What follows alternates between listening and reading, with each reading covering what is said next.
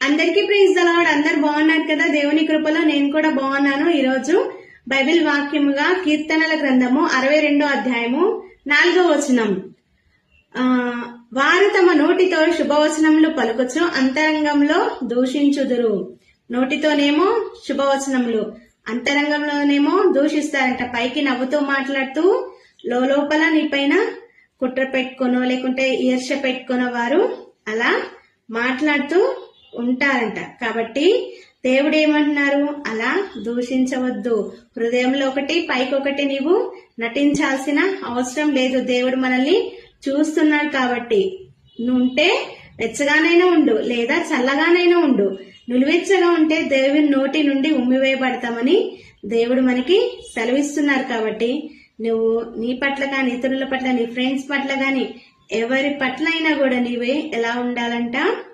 శుభవచనములు పలుకుతూ, వారిని దీవిస్తూ, వారికి సహాయం చేస్తూ, ఇట్టి రీతిగా దేవుడు ఉండమని మనతో మాట్లాడుతున్నారు.